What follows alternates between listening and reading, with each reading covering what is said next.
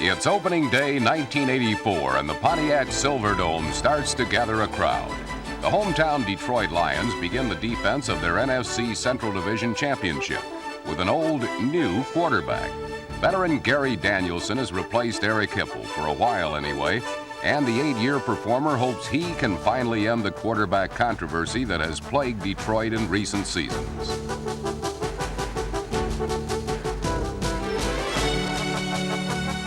But the key to the Lions' success, as always, is running back Billy Sims, a player capable of dominating a game by himself. The visiting San Francisco 49ers boast a back of comparable stature in Wendell Tyler, and today's contest could well be a showcase for two of the finest runners in the NFC.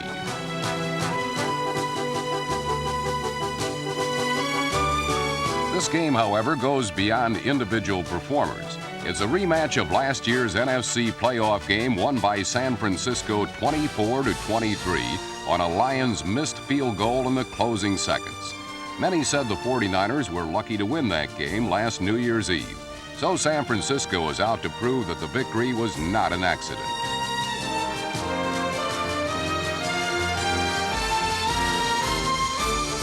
On the other hand, the Lions are anxious to avenge the loss. They feel they should have been in the NFC Championship game.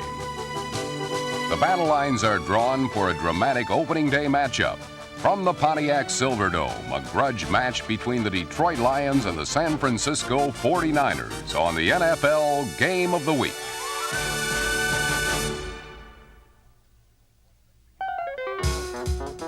The game began with the Lions doing what they do best, running the football. Number 30, James Jones, paid the physical price for some tough bursts up the middle, but the big fullback helped Detroit pound out first down yardage.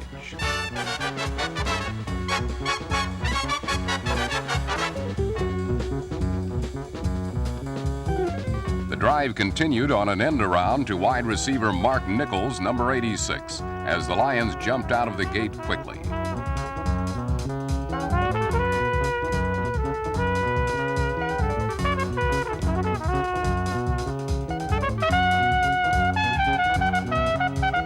But this early attempt to take control was thwarted by the 49ers defense. A fullback option with Jones looking to throw was stopped cold by San Francisco, and the Lions came away empty.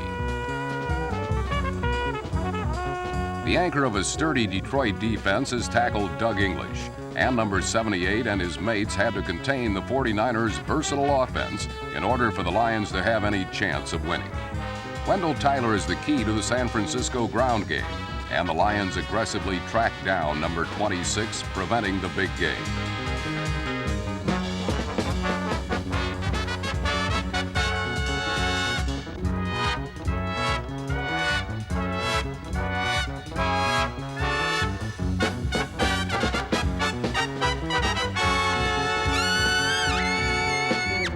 The game's first big play came on San Francisco's fourth play from scrimmage, and it was produced by the Lions defense. Number 66, Mike Kofer, blindsided Joe Montana, and the quarterback's fumble was picked up by William Gay, number 79, who rumbled 30 yards to the 49ers' 3-yard line.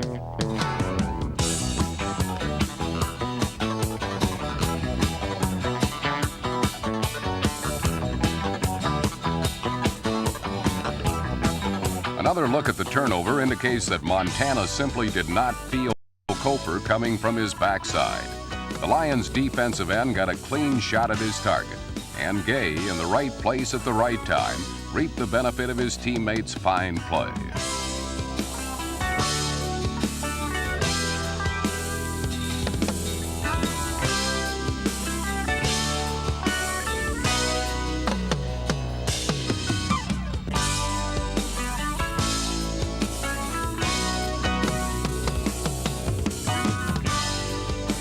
It took Detroit 2 plays to get on the board, and they did so in a controversial manner.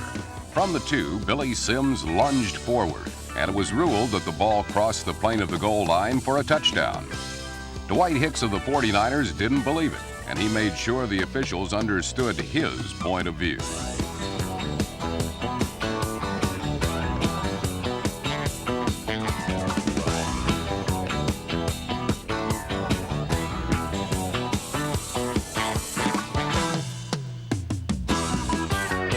summation aside, the Lions still led 7-0 midway through the first quarter.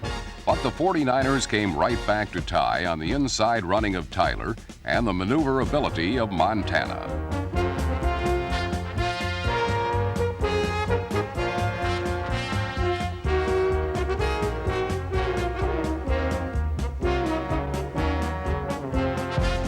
Montana's rollout touchdown toss to Carl Monroe, number 32, ended the opening period with the Lions and 49ers even at 7, and deserves a second look. Montana is one of the most mobile quarterbacks in the league, and his ability to throw on the run makes him doubly tough. This short throw to Monroe, who had beaten the linebacker, was Montana at his best.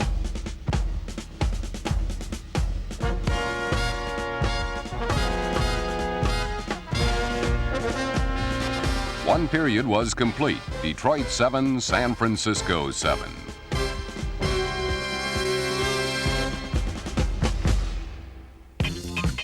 Gary Danielson opened the second period for Detroit by going to the air, and he found Mark Nichols for 21 yards.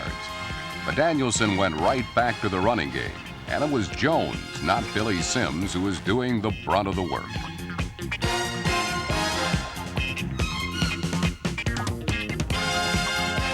Jones' strong inside work led to a field goal by Eddie Murray as the Lions regained the lead 10-7 in a game that would remain a seesaw battle right until the final gun. But at this point in the second quarter, neither team had really opened things up yet. But the conservative look of the game changed on San Francisco's next possession as Montana went to the controlled passing game that he executes so efficiently.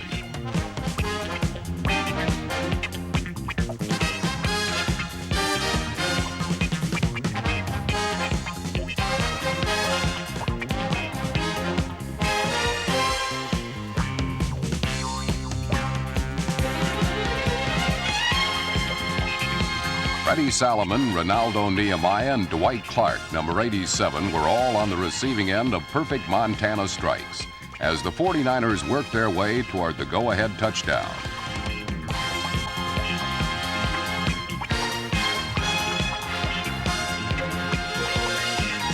They got it from Wendell Tyler, and with 5 minutes left in the first half, San Francisco had registered its initial lead of the game, 14-10. 72 yards in 11 plays. The 49ers' second sustained touchdown drive of the half. An exchange of punts gave the Lions a chance to put some points on the board in the final 2 minutes, and Danielson was up to the challenge.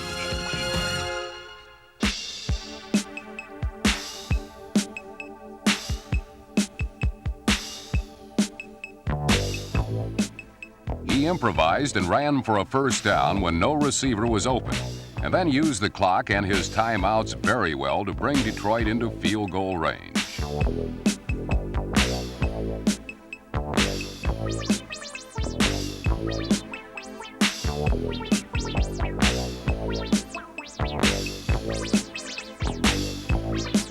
A screen to Jones picked up 11 yards, and a quick sideline strike to Mark Nichols stopped the clock with 7 seconds remaining in the first half, and the ball at the San Francisco 25-yard line.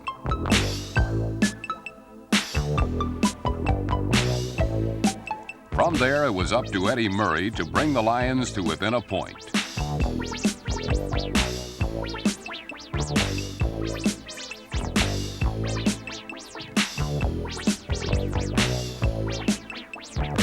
Murray's second three-pointer closed out the scoring in the opening 30 minutes.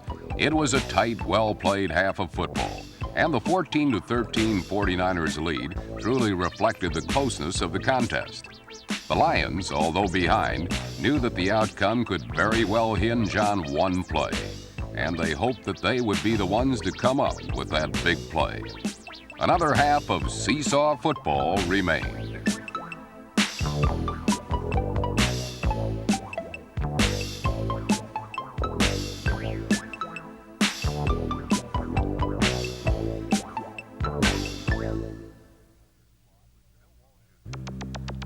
Bill Walsh's 49ers squad returned from their halftime meetings holding a 1-point lead.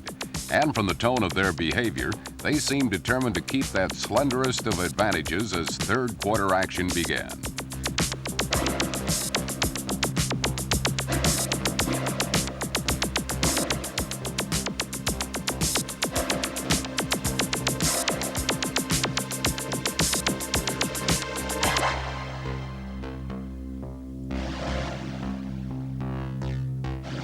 San Francisco dealt the Lions their lumps, especially zeroing in on quarterback Danielson.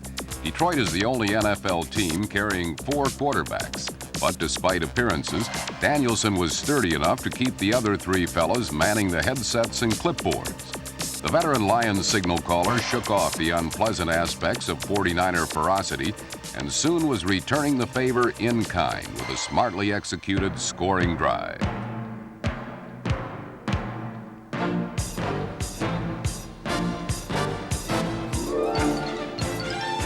Rookie tight end David Lewis got things rolling, and then the talents of Billy Sims took center stage.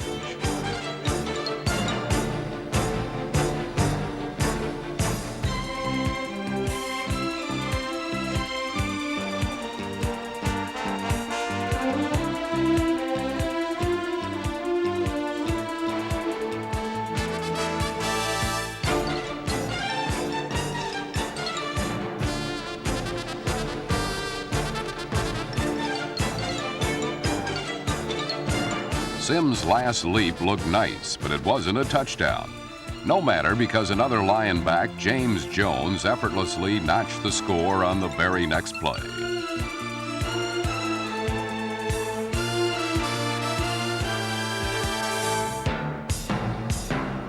The Lions retook the lead thanks to Danielson's play fake to number 31, Kenny Jenkins, who then threw the key block which allowed Danielson to hit the wide-open Jones.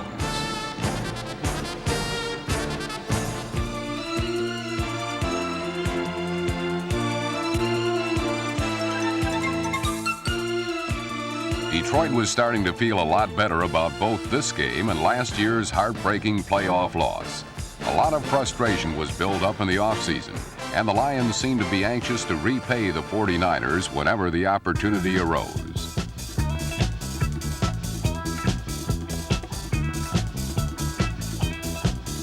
And the Niners occasionally hurt themselves, too, with a couple of miscues of their own.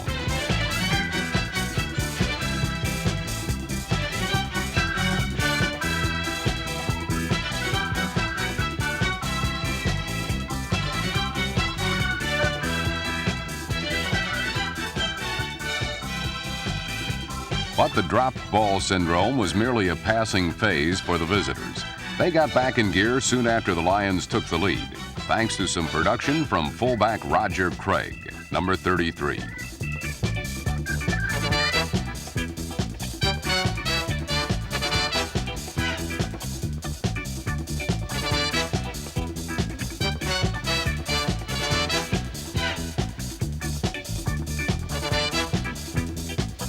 Joe Montana put together 2 of his patented controlled passing drives late in period 3 and early in period 4. It is the style of football that the 49ers play best, and the Lions could not shut it down.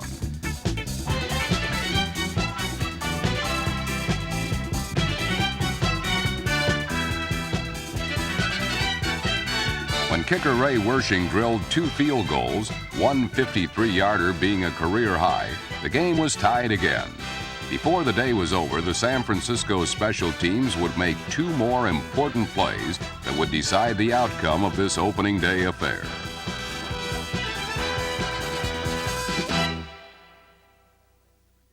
With a little over 9 minutes remaining in the game, the 49ers special teams made the biggest play of the afternoon.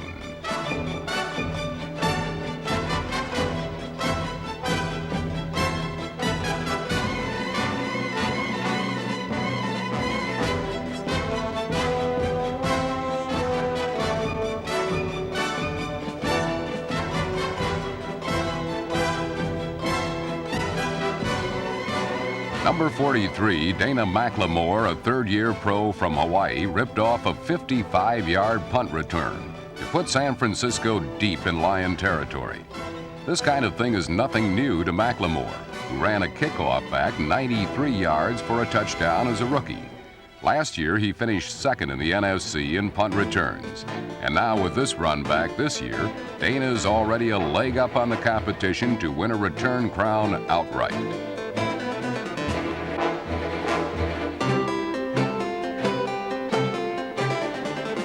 McLemore provided the 49ers with the spark they needed after 3 cautious quarters of slow but steady football. Following the return, it was merely a short stroll to the Lion end zone for halfback Wendell Tyler. And just like that, San Francisco was on top again.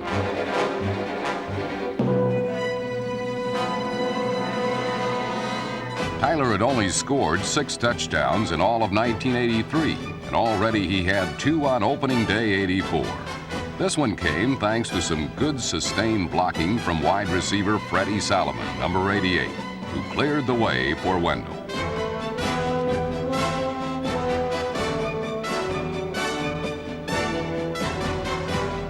Some may have felt it was now time for the Lions to say their prayers. The Niners clearly had the momentum, but Detroit was hardly ready to call it a day.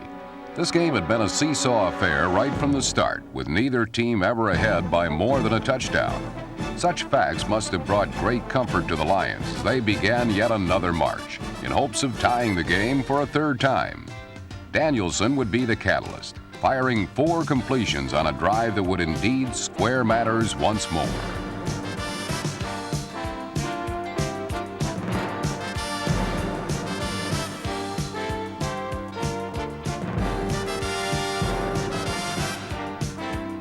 Finally, the Lions hit the jackpot when Danielson spotted a streaking Leonard Thompson and found him for the game-tying touchdown.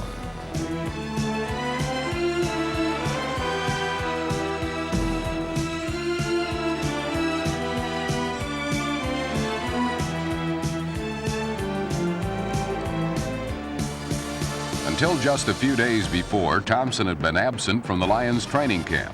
But with contract matters settled just before opening day, Leonard came back and made his return an auspicious one. A 49-yard scoring strike to the very wide-open Thompson made things even Steven with just under 5 minutes to play.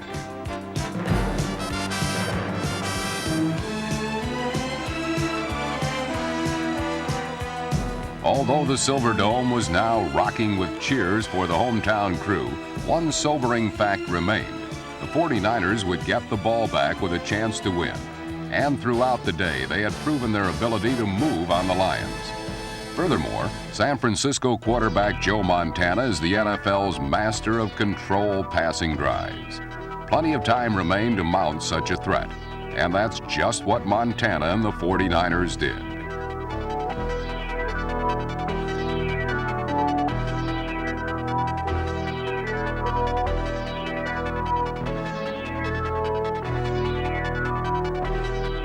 A quick completion to tight end Russ Francis mixed in with some solid runs by Wendell Tyler, and suddenly time was running out, and San Francisco was in field goal range.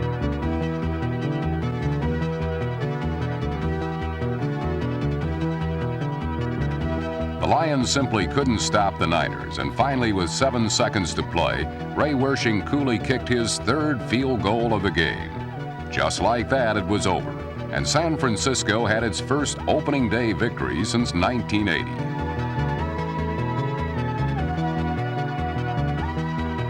The 30-27 San Francisco triumph was a product of sustained drives with excellent play calling and opportunistic special teams work.